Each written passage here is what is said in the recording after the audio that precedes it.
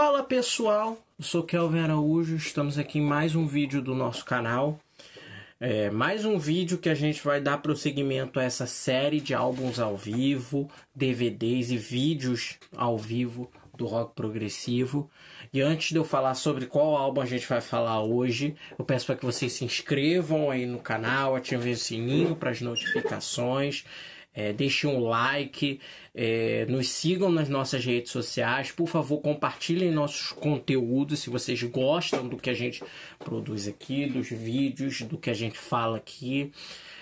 Nos sigam nas nossas redes, Facebook, Progland, Instagram Prog_Land, também se vocês conhecerem alguém ou quiserem propriamente mandar músicas para resenha no Groover, né? Prog_Land, o nosso endereço por lá. Nos siga por aí nas nossas redes, ativem o sininho caso vocês já sejam inscritos e ainda não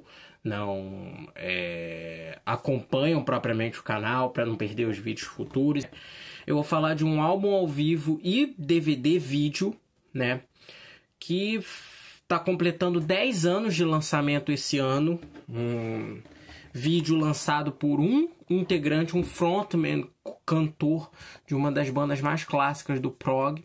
Eu tô falando do Ian Anderson, do Jethro Tull, com seu ao vivo Thick as a Brick, live in Iceland.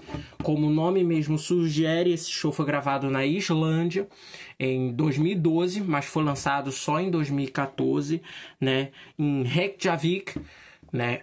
Acho que é esse o nome da cidade. Foi gravado no dia 22 de junho de 2012, dentro de uma turnê mundial que a época ex-frontman do Jethro Tull, vale lembrar que a banda estava inativa nesse período, estava fazendo em suporte aos 40 anos da época do álbum Thick as a Brick, homônimo de 1972, né, lançado pela banda.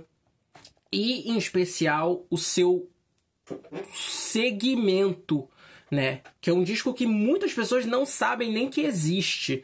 Que é um álbum Thick as a Brick 2, Whatever Happened to Gerald Bostock, de 2012, que foi lançado pelo próprio Ian Anderson, né? Como o nome mesmo sugere, esse segundo álbum de 2012, ele é uma continuação daquela história original do disco de 1972. O disco original, ele fala de um personagem, Gerald Bostock, e as suas observações perante a vida, perante sua vida e a sociedade daquela época, né? Um alter ego do próprio Ian Anderson, de certa forma, e um personagem fictício que foi criado para a história do Thick as a Brick, que baseou todo aquele álbum de 1972, um dos clássicos do rock progressivo, como todo mundo aqui já deve saber.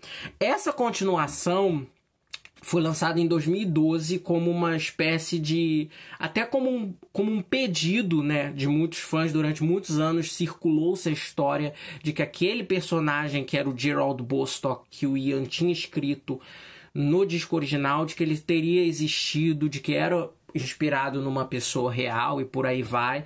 E para além dessa divagação que os fãs tinham, foi alimentado um desejo, né, por parte de outra parcela dos fãs, ou até mesmo parte dessa parcela também que achava que aquela pessoa era real, de que o Ian desenvolvesse uma história de continuação daquele álbum de 1972, já do Gerald em vida adulta, já que ele era uma criança no início da pré-adolescência ali, na época do álbum original de 1972 e de quando ele foi gravado dentro daquele personagem que o próprio Ian criou, né? Foi desenvolvido o Thick as a Brick 2, de 2012, né? Esse álbum, ele foi... o Ian, ele já estava com essa ideia de fazer essa história já há um tempo, mas o disco, ele teve o processo maturado e até um pouco atrasado, entre aspas, para coincidir com os 40 anos do álbum original de 1972, né?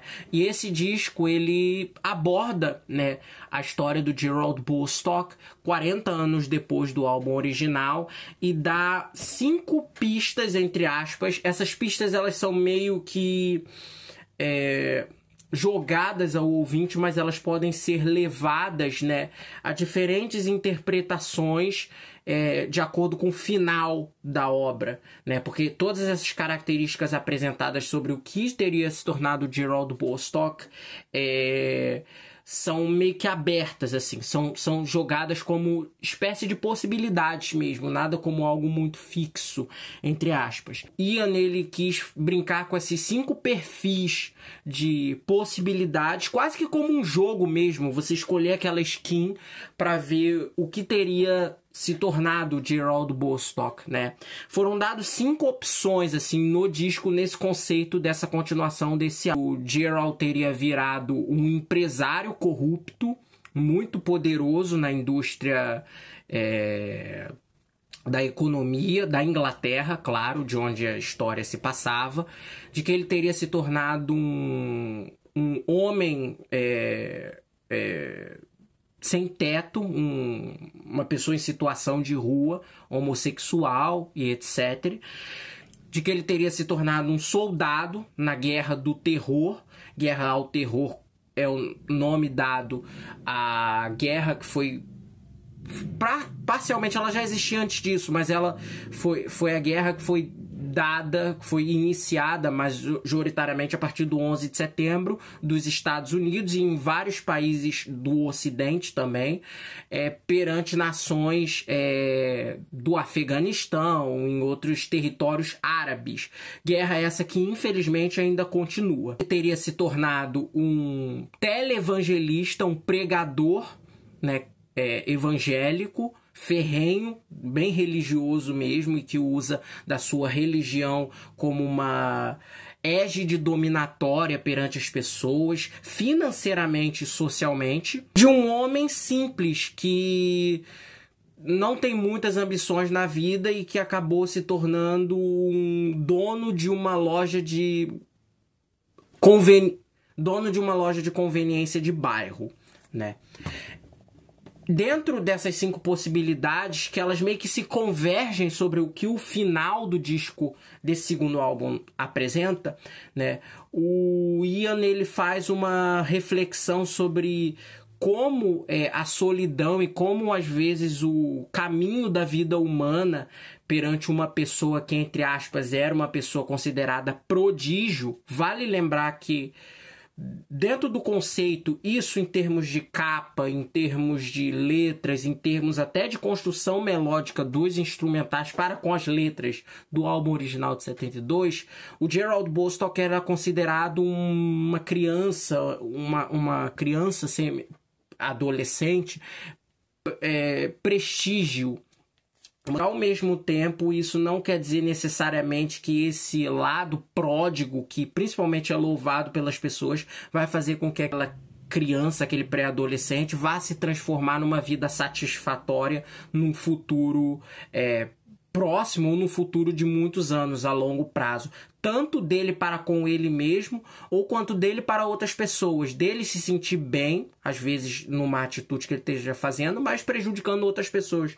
Que é o caso, por exemplo, muito bem falado liricamente nesse álbum, nas questões das possibilidades dele ser um televangelista e dele ser um empresário inescrupuloso, um banqueiro, né, como é falado explicitamente, ele é um banker, né, uma dessas possibilidades, né, que essas são possibilidades de coisas que ele atingiu na vida dele, que ele considera boas, mas que não necessariamente as pessoas com quem ele está envolvido estejam necessariamente aproveitadas da melhor maneira possível, socialmente, financeiramente, ou em termos até de caráter, né, de hombridade perante as atitudes que ele tem. O disco ele é muito bom, ele é dividido em faixas, diferente do álbum original, que é só uma faixa, né? Ele divide, né, a história em faixas, então cada uma dessas personalidades, dessas possibilidades é ajambrada musicalmente numa música, né? E eu acho esse disco tão bom quanto o original, né? Ele reprisa alguns temas do original, alguns motivos musicais presentes no álbum original. E, para resumir a história, o Ian, em 2012, lançou esse álbum e ele queria tocar ele na íntegra, na turnê. E ele resolveu como eram os 40 anos do Tic original, e ele resolveu, com a banda que estava tocando no álbum e que era a banda solo dele, amalgada de músicos da última formação do Jethro Tull, todos eles, com exceção do Martin Barre, tocam, e do Duane Perry também, tocam nessa turnê e no álbum ao vivo, né, e no DVD ao vivo, né. Eu vou falar mais deles quando eu já estiver falando do DVD em si.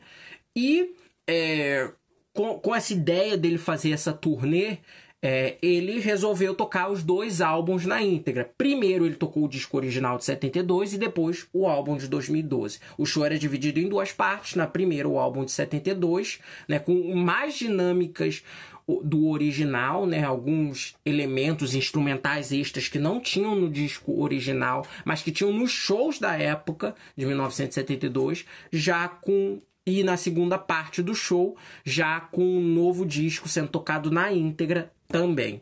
Essa turnê, ela percorreu todo o mundo entre 2012 e 2013. Salvo engano, eles fizeram shows aqui no Brasil. Eu sei que o Ian Anderson fez shows aqui no Brasil em 2013, mas eu não me recordo, né, se foram shows. Eu não fui para esses shows, mas eu não me recordo se foram shows do Tic as a Brick ou foram shows com repertórios sortidos do Jethro Tull, né? Voltando, falando do DVD, ele preserva muito, né, do próprio Tic as a Brick original, das performances originais, muitas das dinâmicas dos shows originais de 72 que não tiveram, infelizmente, como serem capturados em vídeos, foram trazidas de volta pelo Ian nessa turnê de 2012. E a banda que está acompanhando ele é muito boa. Praticamente toda a banda, como eu disse, com exceção do Martin Barre e do Duane Perry, que eram músicos da então última formação do Tool, estão aqui, né? O Duane foi substituído pelo Scott Hammond e o Martin Barre pelo Florian Opel, que é um ótimo guitarrista, já tinha tocado com vários músicos, tocou na banda do Greg Lake durante um tempo, foi músico também de apoio, ele foi stand-in de alguns shows da Manfred Mann Earth Band, tocou com outros artistas também, né? E com esses dois substituídos, o resto da banda é formado pelo próprio Ian, nos vocais, na flauta e nos violões, e pelo David Goodyear no baixo e pelo John O'Hara nos teclados, além dos Florian na guitarra e do Scott na bateria. Também participam aqui a Anna Phoebe no violino em alguns momentos do show, e também tem eu botei aqui o nome dele, Ryan O'Donnell, nas segundas vozes e também interpretando alguns dos alter egos em diálogo e até musicais também, dividindo vozes com o Ian Anderson. Vale lembrar que o Ian aqui em 2012 ele já estava com alguns problemas vocais, né? Problemas vocais que ele sofre desde o início dos anos 80, mas que foram gradativamente piorando, sobretudo depois da cirurgia que ele fez entre 85 e 86, depois do Under Wraps, antes do Crest of a Knave, né? Mas ainda aqui a gente percebe o Ian Anderson com vigor, ainda cantando bem, né? O Ryan dá aqueles auxílios, mas são auxílios pontuais. Diferente dos shows atuais do Jethro Tull, onde praticamente o Ian tá cantando quase 50% só do show. E a maioria dos vocais são em backing tracks gravadas, salvo engano, eu acho que pelo próprio Ryan ou por um outro cantor, né? Mas aqui ele tá cantando bastante coisa ainda, né? E esse álbum aqui, eu acho ele fantástico, eu acho as performances muito boas. E o Ian também ainda não compromete, tá muito legal mesmo. Esse álbum ao vivo e DVD, né? Ele saiu em 2014. Ele saiu concomitantemente a um outro álbum na época, que é o Homo Erraticus, que também é creditado ao Gerald Bostock, ele pesquisando mas esse álbum, né, que é o Homo Erraticus, é um disco bem interessante também, mas não segue a vida do Gerald Bostock. Ele narra uma história fictícia do Gerald encontrando trabalhos de um ensaísta inglês fictício da antiguidade e de como o Gerald, encontrando os trabalhos, textos, livros publicados por esse ensaísta, como algumas das reflexões, né, desse cara fictício eram importantes para aquela época e conversavam com o mundo de 2014, né? Não só na Inglaterra, mas em todo o mundo, e sobre várias questões sociais, políticas, comportamentais e por aí vai. Disco bem interessante, um dos discos até mais politizados do Ian Anderson. É um disco que é dividido em 3 partes, né?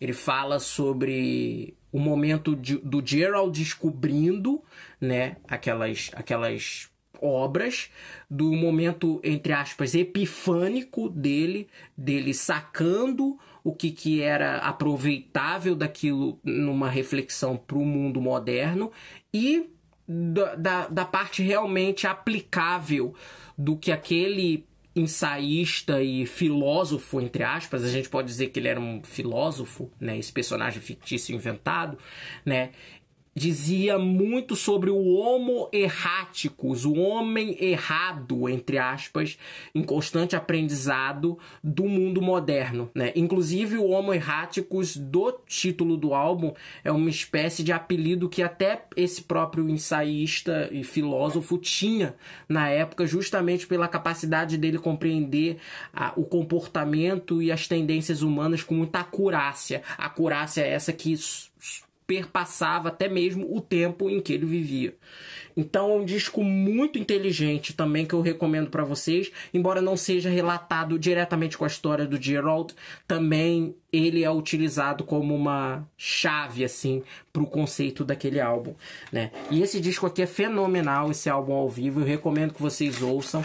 Salvo erro da minha parte, eles têm ele nas plataformas de streaming, né? O Ian Anderson, ele fala que teve uma grande dificuldade na época de tocar esse álbum, porque ele não tocava esse disco há 40 anos. Vale lembrar que a música inteira, Thick as a Brick, ela se tornou um clássico dos shows do Tool, mas só um excerto, né? Geralmente um trecho da primeira parte, né? E ele não tocava essa música há muitos anos, né, inteira, e para ensaiar com a banda, tem até uma entrevistinha dele assim no encarte e no DVD original, né, que ele fala isso, né, que foi um desafio trazer o conceito todo do Thick as a Brick para a estrada de novo, dos arranjos instrumentais, mas que a banda surpreendeu ele, a banda de apoio, porque eles conseguiram captar com muita fluidez e muita potência que ele achou que não conseguiriam, que era algo que só a banda original conseguiria, e que de uma maneira positiva surpreendeu ele. E eu posso dizer aqui que essa performance está bem a par com o disco original, né? É aquilo, é um ótimo álbum ao vivo para quem é fã de rock progressivo, para quem é fã de Jethro Tull, sobretudo, e para quem é fã do Thick as a Brick, né? Muitas pessoas não conhecem esse disco, né? Esse álbum ao vivo, DVD também. E tá aqui a minha recomendação, Thick as a Brick Live in Iceland, do Ian Anderson, que está completando 10 anos agora. O DVD é de 2014, né? Digam aí nos comentários o que vocês acharam da recomendação, se vocês também têm outros álbuns ao vivo, DVDs que vocês querem ver aqui na nossa série, né? Ou que vocês esperam ver aqui.